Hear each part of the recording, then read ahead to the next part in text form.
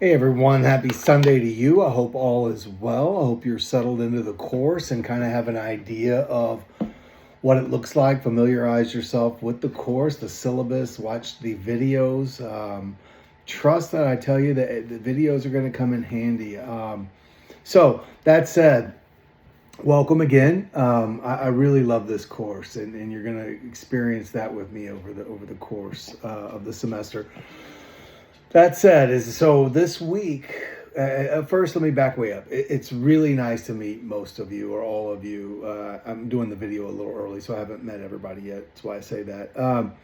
And get some sort of insight into who you are, why you do want to do this work or pursue this career, or what career you're pursuing. I know it's a little cheesy every time you have to do an introduction in a class, but there really is some good insight. And so that's how I can somewhat get a view into who you are and what you do. And I appreciate that. And really, what I like the most about this class in particular is you guys are really bringing it already, interacting with each other on the DBs and on the introduction, just right off the jump. And that's so positive and so good. That's the idea of a discussion board. And that's why there's so many in my course. Because I in lieu of tests and finals, I opted for discussion boards, but to get this interaction. So far, really great. I'm really inspired by that, and I hope that it's going to continue throughout the semester. That said, this week is your first real assignment, I guess. Not that wasn't a real assignment, but it's chapter 1, and you have a quiz. It's 16 questions. Of course, it's open book. It's an online course. I mean, side note, does that really do any good to say it's not an open book and an online course? I used to get that all the time. Be like, oh, okay. But really, like, seriously, it's all fine. There's 10 multiple choice and 6 true false. I think there's a 45-minute time limit. Like, they're super simple, like, guys. And don't worry if you're not a good quiz taker. Remember, per the syllabus and the late policies, quizzes can be made up anytime throughout the semester for a half credit. So if you take it late, I'm going to deduct half the credit or whatever you get, right? So just know that. So just do it on time and you won't have that issue. If you do it on time and don't get the grade you hope, sometimes that happens. Sometimes we're in a better headspace than others.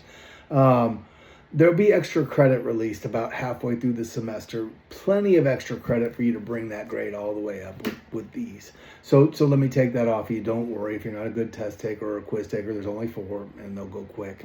And there's lots of extra credit in this class, I promise you. So that said, it's over chapter 1, modern-based approaches, evidence-based practices, and ethical decisions and ethical concepts, which we're going to talk all about in here. So the following week is your first DB that'll be due in actual discussion board format with the 200 to 250 words, the 2 resources followed by 2 peer responses, and I'll talk more about that in the next video. But all the guidelines are laid out in D2L and in the syllabus and the syllabus video pretty clearly. So, but I will do a video next week explaining that in great detail, that format and what the expectation is. That week, you just have to look at the PowerPoint, so there's not really a reading. The following week is your week 4 is your first meeting outside. And again, I'm going to start talking about this now because I read several of you are, quote, in recovery in some sort of program. I'm going to need you to have a new experience because we're asking our clients to have a new experience. I don't care how much treatment you've had, how many meetings you've been to. I've been to a million meetings in my day. I could write up 10 papers with never attending another meeting on the programs, right? On many programs. I'm familiar with most of them. That's not what I'm asking you here. So if you're a member of AA, for example, go to NA.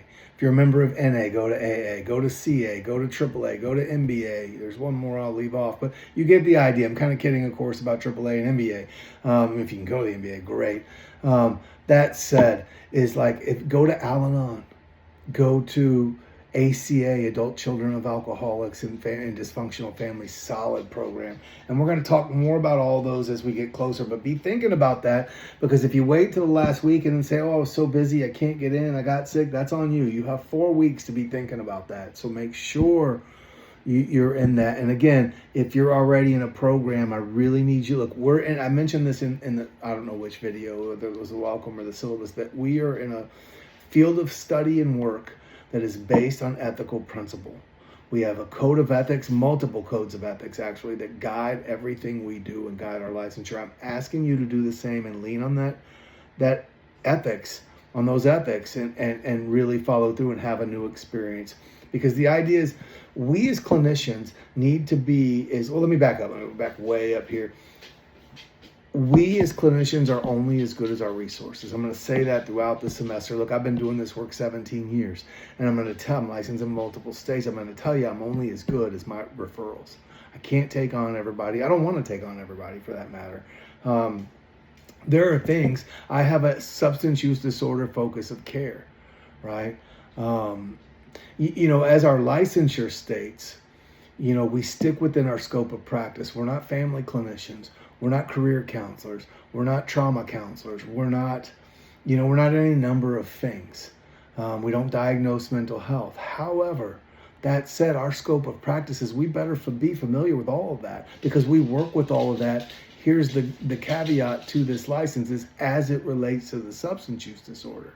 But if you don't think for 1 second that it doesn't affect family, doesn't affect careers, doesn't affect mental health, doesn't affect any number of things that are, quote, out of our scope, you'd be mistaken, right? We have to be familiar with those things, co-occurring disorders, dual diagnosis, all the things, right? So while we can't diagnose mental health as LCDCs, we certainly have to know what it is and recognize it. So we're only as good as those resources. One of the extra credits is to put together a resource list, but we'll get there about midway through the semester. Back to this is, one of the beauties of the reason it's this course, one of the beautiful things about it is to give you this hands-on experience. As I mentioned, this course is unique and it's going to give you real world experience. We need to know about SMART recovery. We need to know about refuge recovery, recovery Dharma, celebrate recovery, AA, NACA, the 12-step model basically is kind of what we just throw that into one group. We need to know about them. And here's why. We don't have to know every nuance of the programs. For those that are in a program, keep it. It's great. It's wonderful. Like, that's your program, though. That's not your client's program, right? And as a person in recovery, it's real easy for us to want to say, well, we know this works. It worked for me. That's not what we do as clinicians. So I'm going to get there in a second. I'm jumping ahead of myself. We need to know and be familiar with these programs, the logistics, the philosophies, the locations, the access to them, the populations that go. And here's why, because we need to be able to educate as LCDCs. We need to be able to educate our clients so that they can then make what choice is best for them. I need you to hear this. We don't choose for our clients. We walk with our clients through their choices. I'm going to say that again. Our job is not to choose for them, it's to walk with them through their choices. So while I may believe one program is better than another because it helped me and helped my buddy and helped my mama and all the things, that doesn't make it right for them. It doesn't make them unwilling. It doesn't make them disconnected. And that you may have those folks, sure, right? And then when we get to motivational interviewing, you see how we address that. Look, I don't know, I'm jumping way ahead here. Every single semester, I've taught this class 6 years. I designed it 6 years ago and I've taught it ever since. Every single semester, people love MI. I use it to this day, right? And so that doesn't mean, though, I want to be clear on something with those folks that are in a program of some kind. I'll just say 12 steps for this conversation. I'm very familiar with these programs. That said, is I use 12-step philosophy in every client I see. Every single client, but I do it very differently than like I would in a room, right? In a room, that's a self-help setting. And I know it saves lives, and I know many of you can attest to it saving your own lives. So I can do the same. However, in a clinical setting, it's very different. I don't just spout out AA sayings. I don't just say, well, it works if you work it, keep coming back, all the things, right? No, I empower my people. I use strength-based approaches. I encourage them to choose what works for them. You're going to hear me say this multiple times throughout the semester. One program's not better than the other. They're all good. They're just not always a good fit for every individual. If I have somebody comes through my door and says, hey, Dan, I don't believe in God. I'm not probably going to recommend Celebrate Recovery to them. It's a Christian-based 12-step program. However, the flip side of that, somebody says, hey, man, I love Jesus. I'm about that life. Hey, man, here's an alternative to AA you might want to look at. And here's what I know about AA I can tell you, right? We know our histories of the programs. That program came directly out of the Bible. On and on and on, right? We could go on and on and on. But we need to educate our clients. They're all good groups. They're just not always a good fit for every person, and that's okay. It's up to them to find what's good, but it's up to us to educate them on why we believe it could be potentially beneficial versus here's some potential pitfalls. What do you think? I don't say you have to go to AA. We know it works, having that support, that community. I may believe that to my soul, right? But at the end of the day, I would frame that clinically as, sorry, these love bugs are everywhere in the house even, is I would say clinically is here's what I can tell you about these programs. How do you think that might potentially benefit you in some way? What do you think the potential pitfalls might be? It's their choice, not my choice. So I need to be clear on that. I'm going to continue to stress that over and over and over, right? So yeah, there's lots of that. And so I frame it like this. When there's a debate in the LCDC at this phase, right, of do you have to be in recovery or have an addiction issue at some point in your life to be an addictions counselor? And the answer is absolutely no. And now I came in 17 years ago dying on that hill and said, well, of course, right? What I learned over the years was that's absolutely incorrect. The very best counselor I've ever known, I worked with at a treatment center, was not in recovery, didn't have an SUD problem, had other experiences. She was the absolute best counselor to this day, I would say that. That said, does it help? Do I have an extra set of tools and language I can use? Absolutely. It's not invaluable by any means. I supervise a young lady who's at the end of her 4,000 hours. In fact, at the end of the week, I'll send her paperwork off to be licensed. We've been together several years. And she struggled up front with wanting to relate with people. You know how we do in AA or NA, we share our experience, strength, and hope. That's not counseling, right? That's AA and NA, and there's great value in that setting. Clinicians, we self-disclose sparingly. And the only time we self-disclose is when it's valuable to the client, not when I'm trying to share a story. And how we build that rapport is empathy, active listening, strength-based encouragement. That's how we build that rapport. It's not storytelling. So I would say this, for those that might struggle with this, I get some students every semester that struggle a little bit here. If I go to have brain surgery, my brain surgeon doesn't have to have had brain surgery to be good at what he does to operate on me. He or she just needs to be confident at what they do. If I go to a brain surgery recovery support group, everybody in that boy better have had brain surgery. You feel what I'm saying? Like, there's a value in that. We programmed, pun intended, in the recovery world to view recovery a certain way. And that is, I'm just going to use this language from AA, but it's across the board, right? It's one alcoholic helping another. Yeah, there's great value in that. Just like anything else in life. They don't have the market cornered on that. When I first got sober, I'm like, yeah, man, that's brilliant. Nobody gets me like that, but that's not true. But it's true really across the board, honestly. There's lots of people that get me.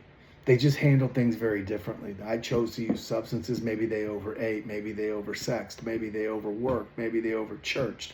Maybe, I don't know, they tell me I can drink too much water. I can do anything to the extreme, right? So we have to be good at what we do as clinicians. Yes, if you have that history, whether it be on the family side, the addiction side, or whatever, yes, that's a valuable tool to keep in your pocket. Absolutely, it served me well. But here's what I get often in private practice is people searching out a male counselor a lot of times. And they say, well, I read your bio on whatever site, and I see, you specialize in substance use disorders, but I don't really have that. I mean, I drink, but it's just not an issue for me, and that's not what I'm coming in for. How do you think you can help me? And I frame it this way. Absolutely. I think I can. Because we're all, quote, in recovery from something, right? We associate that with substances, alcohol, drugs, right? Sex, whatever it is. it could be thinking patterns. It could be behaviors. It can be a past relationship I just haven't been able to move past. Like we're all, I feel like in recovery from something, and framing it that way allows me to use then that model no matter the discussion, right? So what is wrong with the philosophy of be a good human, control what's in your power to control, practice acceptance on the things you can't, live in the moment, live in gratitude. Nothing to do with drinking or drug use, nothing. Everyone can benefit from that in my belief, right? So again, that philosophy is not for everybody either, so I have to be careful not to pigeonhole myself there as a counselor. But when I frame that and like, well, you know, what is our part in a scenario? What can we do from a clinical perspective? I'm still using that at its core. So it's great value, great value. But again, as clinicians, we're different than self-help groups. So this next, I'm sorry, this is going to get long, so I'm going to wrap it up here. Defining SUD, substance use disorder. I'm going to challenge you on your language throughout the semester. I know in the programs we're addicts and alcoholics. I work with many professionals who still use that language. Don't use that language. We know better today. Look, if I go to if I was to walk into an AA room and participate, and I'd say, I'm Dan, I'm an alcoholic. I wouldn't be like, you can't say that, I'm a counselor. Can we know better? We know better as clinicians. There's so much research that supports the value of not using that language. In that setting, that's cool. I'm Dan, I'm an alcoholic. It's not that serious, right? I know in that program, you know, that has great meaning and value. I had this life. I found this program. It's given me this amazing gift. So I'm a grateful alcoholic. I get that to my soul. However, I'm empowering people. I'm way more than that. We have to, as clinicians, think beyond that, right? And so I'm not putting my people in that box. If someone comes in my office and identifies as an alcoholic, I'm not like, bro, you shouldn't say that. That's silly. Of course. But what if somebody comes in and I start talking about, well, that sounds like alcoholic behavior, and they leave? How am I helping them then? I'm not. And it happens all the time. All the time. So we're going to talk about using substance use disorder versus alcoholic or addict, or people in recovery, or however you choose to label that, right? But we're going to really be mindful of our language as clinicians because language matters, right? And so that said, defining substance use disorder. And I always love these initial discussions because, you know, we all have varying definitions, from diseases to disorders to brain diseases to, you know, here's a therapy word for you, maladaptive behaviors. Nobody talks like that except for us. I've never used the word maladaptive outside of a therapy setting in my life. And even in a therapy setting, I don't really use that. That said, is there's great value in that. But there really is. So the language matters. But I'm going to share with you some things about what the clinical definitions are, might surprise you a little bit, versus what we know our lived experience is or what we perceive it to be. So yeah, guys, this week, your first quiz, next week for your first DB, and then followed by your first paper, and then we'll just repeat. I want you to know I'm here for you throughout this entire semester. I will do videos like this most weeks. There'll be a handful of weeks I don't, but mostly I will. Some weeks I'll pop on midweek and do a quick video if something comes up in a session or something comes up that stands out I want to share with you. Check your emails, check your announcements regularly moving forward. And yeah, guys, I'm here. So if you want to set up a Zoom meeting, I'm in. I love doing those, and I'll chop it up with you about recovery, about the field of study, about the field of work, about private practice, about intervention work, SAP, whatever, anything related to this class, to this field. I'll walk you through things if you're struggling, but you got to reach out to me, because if you don't, I have to assume you're okay and you know what you're doing. So that said, but don't ever hesitate, man. I will meet with you as many times as we need to. I love this. If you can't tell, I love this work. I love teaching this work. You are our future in this field. No matter what area you're going to, whether you're going full-on LCDC, social work, sociology, psychology, it doesn't matter. Nursing, whatever, this will be of value to you. I love to discuss it, so don't ever hesitate to reach out. You have my email. Reach out to me. We'll schedule a Zoom anytime. Guys, have a great week. I hope you're all settled in. If you have any questions, reach out and we'll talk soon.